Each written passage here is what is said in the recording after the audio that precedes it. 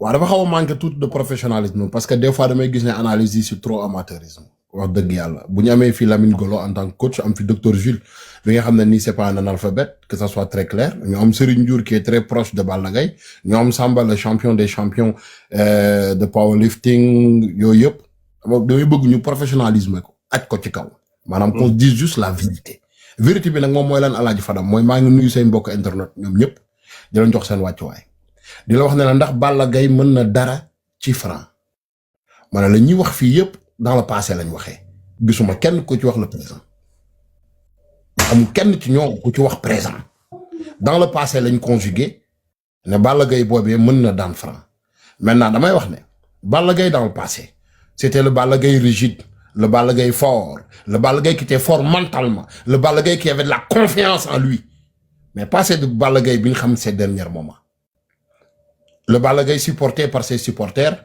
Balla Gaye bi nga xam ne ay supporters am ñoo koy waxal ay doomu ndeyam ñu ci mel ne ñoom Serigne Ndiour ñooy taxaw xam nañ làmb min nañ làmb mën nañoo dugg sam xel jaxase la ba nga gisaat beneen Balla Gaye boo xam ne nii en fait c'est pas le Balla Gaye qu'on dise la vérité léegi su ma ñëwee ci partie sport Lamine jege nga Balla Gaye tu t'entraînes avec Balla Gaye footing du sport on parle de remise en forme et quand on parle de remise en forme t'es à 2%. Je ne parle même pas de 5%. Parce que quand on parle de 5% à 10%, moi, Souleymane, mi nga xam ne day xëy dem bureau, lekk naan toog ñibbisi. Kooku 5% la. On parle de Balla Gaye bi war a def face ak Franc bi nga xam ne nii aujourd'hui il est à 85% de sa force. Maanaam Franc da leen a dépassé ci wàllum sport. Et vous êtes en retard ci domaine sport. ñu ñëw ci structure maanaam morphologie, l'esthétique de base. Vous êtes en retard sur le développement musculaire d'abord.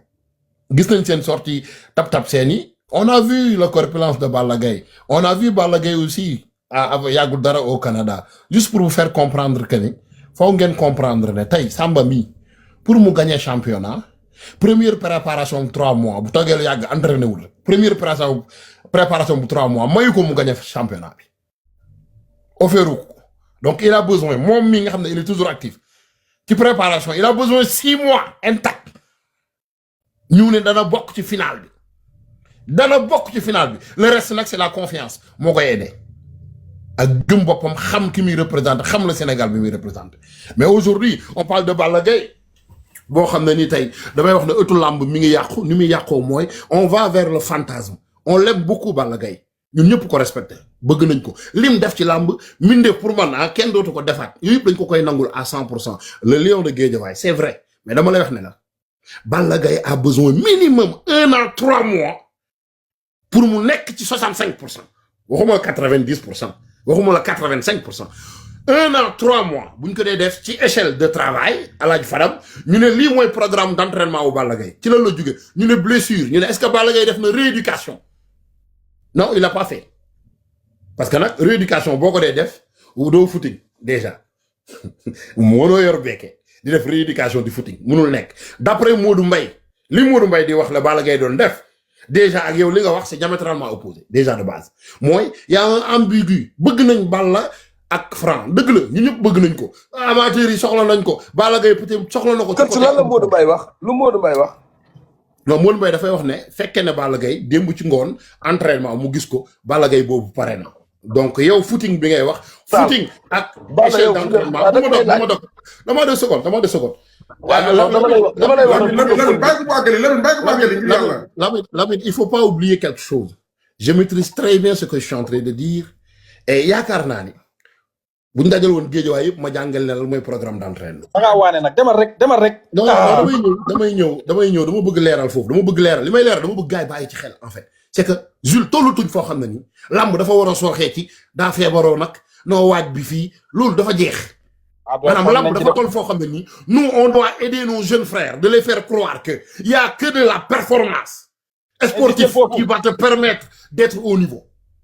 Il y a que de la performance sportive qui va parler bien avant que le mystique. Il y a que de la performance sportive qui va pousser aux lutteurs d'avoir la confiance en eux et de pouvoir former de A jusqu'à Z. C'est ça la réalité. C'est ça la pure réalité qu'on peut avoir sur Terre aujourd'hui. Kon damay wax ne ndax xaj na fi fii ak juillet. moo tax ma lay wax ne la pour Balla Gaye arrivé à 65%. Il a besoin 1 an, 3 mois, ferme, avec plan diététique Boudjarior, avec entraînement Boudjarior. Tout simplement. C'est ça qu'on appelle une discipline. Si on conjugue Balagay dans le passé, oui, mon lek franc, tu fais un mot qui l'est. Mais on n'a pas le Balagay de passé. On a le Balagay d'aujourd'hui. Bien que ni site mort. Tout est le mot cité. Mais juste pour vous faire comprendre que, même si tu franc de corps au sport, la moto ma len koy wax parmi ñi ñi wowe VIP yep chaque entraînement dès qu'il termine dañuy bayéku ça veut dire quoi muscle bi day delu wat casse départ et tu as besoin encore beaucoup d'intensité pour ñeu indil sénégalais yi liñ bëgg mais à ce moment-là t'es pas confortable musculairement confortable psychologiquement confortable du côté émotionnellement t'es pas confortable lan motax quand Moudlo muy japp boy di dëkk di ray par ben parce qu'il est constant boy nak bo la gisee ñu ñëw ëpp Modou Lo gëna ceene gëna truc te mënuñu ko daal y a une seule raison lan la mooy le pourquoi c'est quoi le pourquoi mooy tey jël nga sa yaram ci 3 mois nga duy ko lu bëri lu bees cette intensité doo amee le santé mental bi ci war doo amee la concentration bi ci war doo amee l'envie de gagner mais tu auras toujours à poser la question pourquoi je dois gagner et n'oublie pas Jules, les sportifs qui est toujours constant, il sait comment gagner. C'est ça qu'on appelle l'esprit d'un gagnant. Et Modou Lo, il l'a et Franc, il l'a. Aujourd'hui, qu'on se dise la vérité, damay bëgg boy yi ci ginnaw ñu jangal leen bañ leen nax ne leen entraînement bu jaar yoon bu jaar yoon mooy def la différence. Su ma jógee foofu damay wàccaat ci académie. Quand on parle d'académie, mën nga mën a bëre mais amoo pédagogie. Balla Gaye amul pédagogie pour am académie di jàngale juste pour vous faire comprendre. taxal Bakary une point. maanaam un point. dëgg moom ay waxam neex na torop mais day xaabaabal quoi looloo tax man. ay Bakary Sakho mu wax lu mu sentir ba ngay wax dañ laa bàyyi nga wax loo sentir Bakary Sakho ci ban méthode d'entraînement nga yaakaar ne dina Balla Gaye war a sukkandiku. Fadam man damay ndogu ji gis nga ma nii damay ndogu ji léegi heure bi jot na.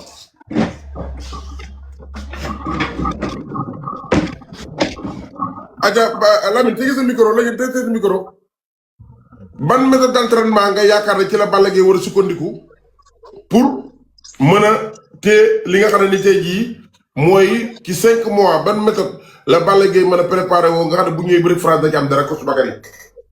Déjà Fadam pour wax la rek démarrage Balla Gaye pour mu revenir normal dama koy baaxee ay ñoom coach Lamine Golo peut-être ñu waxtaanee ko ñoom ci seen biir dafa am lu ñuy woowee pois chiche. Pois chiche doon aliment boo xam ne nii. non waxal rek ñu déglu la. dama leen koy baaxee rek damaa xam ne bu ma leen ko. waaw waxal rek ñu ngi lay déglu rek. par la suite da ngeen am dara dafa am lu ñuy wax pois chiche. Pois chiche Balla Gaye soxla na ko di ko baxal pendant 3 semaines di ko coob chaque soir moo koy mën a permettre au niveau nerf sciatique niveau fessier niveau cuisse da koy may benn régénération bu bees ci système mooy base bi. Ça veut dire que l'eau, il faut me respecter. Moi, première des choses. Deuxième des choses, Balla Gaye chaque matin, il doit avoir une bonne considération avant de boire chaude ou froide. 2 bananes, 4 œufs. Il est obligatoire. Madame, même buñ tot ni rek waxuma baxal tot nan lay démé. Ça veut dire que xam nga la ma expliquer c'est que bu ma ko dé ki sax day yaatu. Alay Fadam lii dafa nar a yaatu lu tax mu nar a yaatu mooy parce que da nga koy tegal programme d'entraînement bi mu war a entraîner nga tegal ko programme mu lekk bi mu war a lekk mais est-ce que dana ko respecter c'est ça la réalité ndax Balla dana ko respecter wallahi wal azim man ci ñi gëm nee naa leen nag mais ci gëm gi mooy 1 an 3 mois yi ma wax wallahi wal azim bu ngeen bëggee am Balla Gaye vrai Balla Gaye amul choix il n'a pas le choix man gëmuma Balla Gaye dee na gëmuma loolu de. mais Balla Gaye dafa yàgg def ay surprise li ngay wax ni dafa Dakarloog Tapha Tine def surprise. dafa yàgg def ay surprise aussi tamit Bakary Sakho. Mais si on parle sur le plan esthétique, physique, non, sérieusement. Non, physiquement. Résultat. Non, mais c'est pas question de résultat. Là, on parle pas de Tapha Tine, là. Déjà, il y a une biffe balle qui est Tapha Tine, qu'on est xam nga fi nga waxee, ni ñu ko dëgg. Ah, qu'on est xam na fi nga waxee.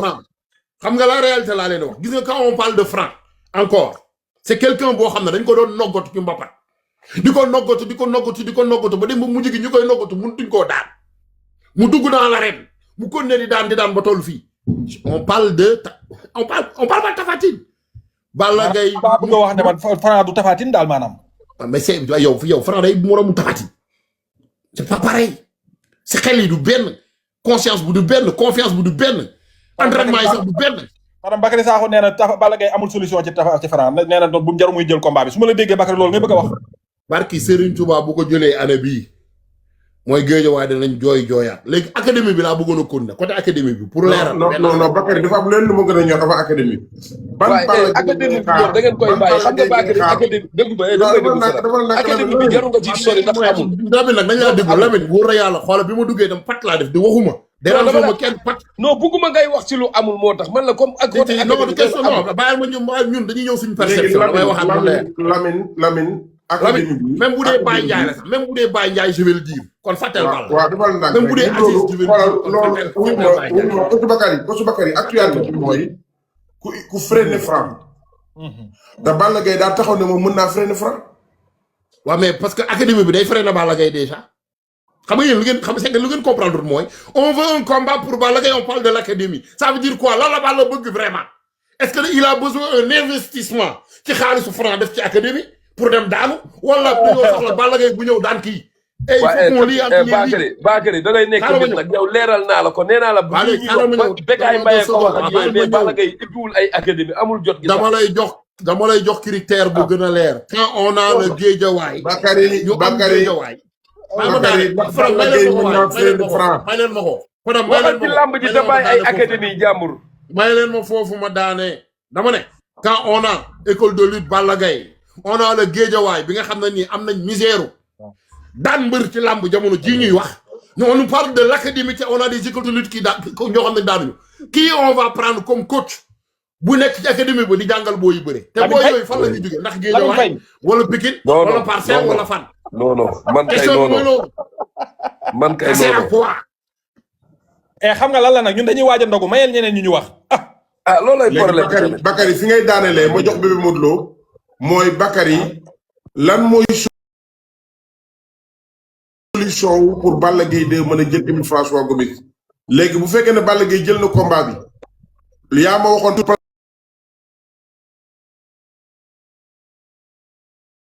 nit koo gis ku ne day am njàmbaar ci moom am fit ci moom du lu ñuy jënd du looy ñàkk waaye mën nga cee douter mais pour Balla Gaye ñëwaat à 100% foofu Balla